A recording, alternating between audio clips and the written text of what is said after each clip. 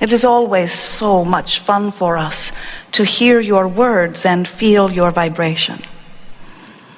And when we say, are you knowing what you are wanting? We're talking about that expanded version of that which you are. Do you get that? In other words, you know what you don't want, and therefore you know what you do want. Is that the way it works? And don't you know more clearly what you do want when you are in the middle of something that you don't want? And so when we say, are you clear about what you want? The reason that we always feel for you as you give your response is because very often, more often than you would realize, even though you are speaking words about what you want, because you know so clearly what you don't want, so you are able to articulate clearly what you do want, your vibration often is much more about what you don't want, even while you're using the words about what you do want. And so the words that we put to you are you knowing, do you know what you want? Meaning, are you a vibrational match to your desire? And often you are. There are many things that you are already living that you want to continue. And so just by observing those wonderful things, you keep the vibration of them going, and your point of attraction continues, and law of attraction responds to your vibrational offering, and so on and on the good goes. But if you are like most of our physical friends, you are offering most of your vibration by virtue of what you are giving your attention to the things that you are observing. In other words, when something good happens, you observe it and you offer a vibration about it.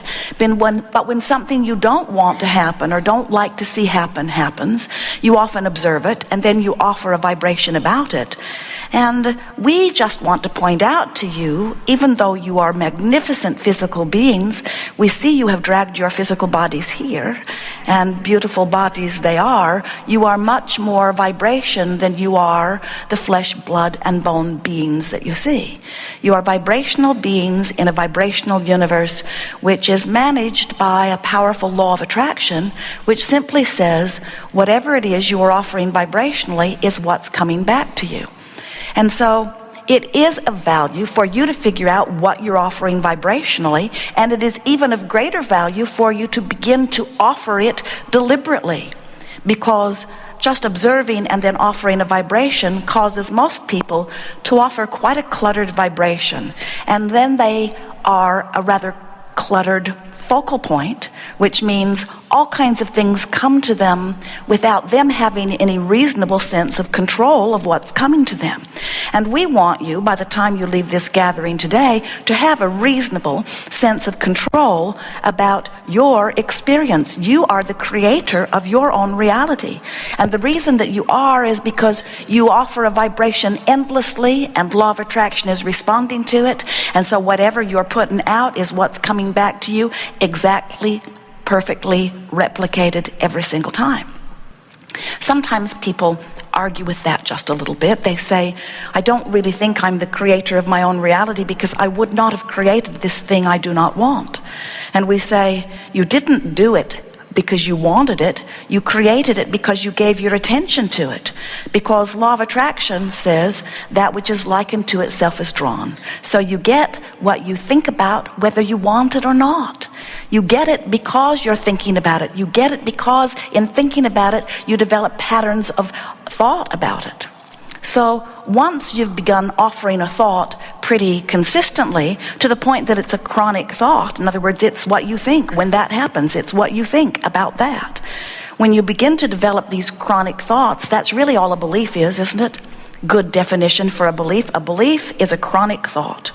It's just a thought that I think. And the reason that you're thinking the thought again and again and again is because it's easy to keep those thoughts going. Law of attraction makes it easy.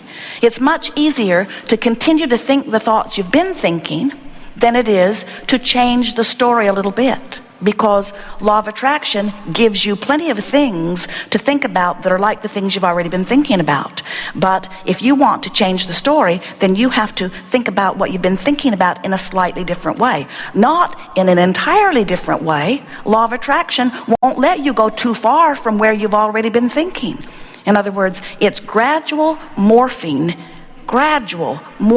into the story of your life the way you would like it to be. You got to tell the story the way you want to live it. You cannot continue to tell the story the way that it is.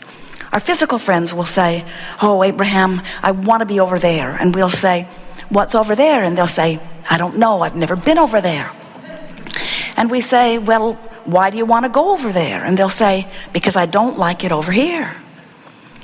And as we try to get them to talk about what it might be like to be over there, most of them are not yet very good with those words because they've been practicing where they are. I don't have enough money, I don't have enough money, I don't have enough money, I don't have enough money, I don't have enough money, I don't have enough money, I don't have enough money, I don't have enough money, I don't have enough money. This could take a while. I don't have enough money, I don't have enough money, I don't have enough money, I don't have enough money, I don't have enough money. I don't know anybody has enough money, I don't know anybody has enough money, I don't have anybody. Except that guy over there. Probably inherited it. Probably deals drugs. Now the good news is, when you are living the circumstances that surround you and you are observing something like not enough money, you send forth a request, a vibrational request for more money. Do you realize that whenever your life shows you that something is uncomfortable, in the midst of that discomfort, a clear rocket of desire shoots forth from you? We want you to realize that you are so much more than the physical beings that you see here in these bodies. You were source energy before you got here, and many of you acknowledge that. And many of you acknowledge that you will be source energy again. In other words, you think in terms of being dead or alive, and now you're alive and later you'll be dead. And we want you to know that you're always alive and that there is always source energy streaming to you and through you. In other words, you're not only the physical being that you know. You are a physical being who is an extension of source energy. So here is how it works. You were non-physical energy before you made the decision to come forth into this body. And when you made the decision to project a part of that consciousness here, the larger part of you remains non-physically focused, while a part of you comes forth into this physical body. So there's the non-physical you and the physical you, and while you were in this physical bodies, both of those aspects of you are vibrationally active, and it is such a wonderful thing. So now here you are in your physical body, and you're sifting through the data of life, and you know what you don't want, so you know what you do want. And through all of that deciphering of life, you are continually asking for improvement. It is the nature of this leading edge creator that is you. So as you know what you don't want and you know what you do want, you're asking. Here is the part that we so want you to remember, and most of our physical friends have temporarily forgotten it. When life causes you to ask for something more, that broader non-physical part of you turns its undivided attention to that new request and literally becomes the vibrational equivalent of it. Now, we wrote a book a while back, and wonderful title, best title ever given to a book, Ask and It Is Given. And we like the title because it tells the whole story in the title. When you ask, it is given. But this is the further version of that story. When life causes you to ask for more, it isn't just that it's lined up for you. It isn't just that circumstances and events are arranged for you to receive the full manifestation of what life has caused you to ask for. It is that the larger part of you has become the vibrational equivalent to each new amended desire that you offer, so that there is this evolved, expanded, source, eternal version of you that is in the process of constant becoming because of what you're living here in this physical form. So when that larger part of you becomes weller because you're sick, or more prosperous because you're experiencing the lack of something, or kinder because you were unkind, or clearer because you were confused, are you getting the sense of this? Whenever you know what you don't want, you are asking at all vibrational levels of your being for what it is that would be the improvement of that. This is how the evolution of all species takes place. And so the non-physical part of you rides that rocket and becomes it. And here's the part we so want you to remember. Becomes it and holds the attention to it. And now, law of attraction begins to respond to that expanded version of you. You've been hearing about law of attraction, haven't you? And you're getting it, that what you think about begins to come to you. But we want you to understand that you have two vibrational vantage points going on within you. There is this source part of you that is always offering the vibration of well-being, always knowing your worthiness, always appreciating others, always expecting well-being, always giving its undivided attention, turn the other cheek to that which is wanted. But you, in your physical form, you might not be doing that. You might be beating the drum of what's bothering you. You might be, if you are like so many humans, you might be justifying the improvement that you want by pointing out how awkward or uncomfortable or how unpleasant the situation currently is. And what we want you to understand as a result of this gathering here today is that when your life causes you to expand and you don't go with it, there is a separation in your energy field that is uncomfortable to you. That is, in every case, what negative emotion is. It means that your life has caused you to become more, and the larger part of you became it, and law of attraction is responding to that larger part of you as well as to what you're beating the drum of here in this physical body. And if you are not thinking about this situation in the way the source within you is, then you are pulling yourself apart. Or a better way of saying it is, you're just not keeping up with you.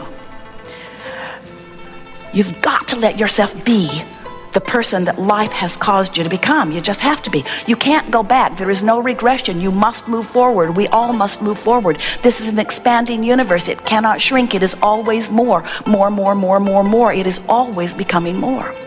So this law of attraction that we've been talking about, responding. Now we want to appeal to your logic here for just a moment. Do you accept that you are an eternal being? Do you get that that source energy part of you has been around for a really long time? Isn't even the right word. From before that which was considered to be time even was understood. You are that old of pure positive energy. So if law of attraction is responding to this non-physical aspect of you, and it is, this part of you, and law of attraction is responding to this physical part of you, well, we were just wanting to point out who you really are and who you are in this physical body. This you has been around a long time. This is the eternal expanded God force you. And when you in your body cause that part of you to expand still further and you don't keep up with it, you don't feel so good. But now this is the part that we really want you to hear. Because law of attraction is responding to this powerful part of you. And law of attraction is responding to this part of you too, because whatever vibrational offerings are happening, law of attraction is responding to.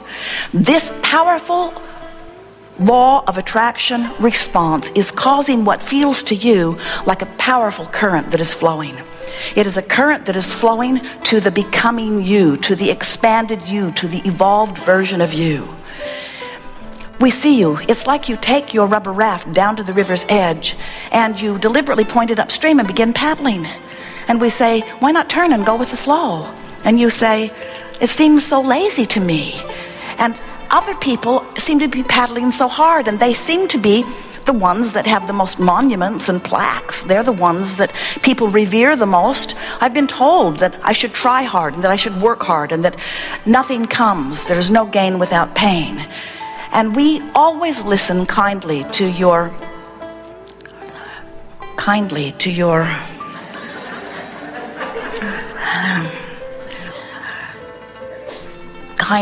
we always respond kindly to your ridiculous reasoning. That's as kind as we could be. Because we know that everything that you want is downstream. And the reason that we know that everything that you want is downstream is because we know how the stream is created. We know the genesis of that which is you. We know the intention that you held before you came into this body. We know how this body caused you to ask for more. And most of all, we know that in that asking, the larger part of you, the God force within you, has become it. And when you hold thoughts that are contrary to that which you have become, you literally hold yourself apart from who you are. And that, in every case, is what negative emotion is, every single time. Jerry and Esther went whitewater river rafting last summer, and it was such a wonderful day. And as they put their raft in the water, there were 6 friends that went together, and then several other rafts full of high school wrestlers. And as they put their rafts in the water, it did not occur to any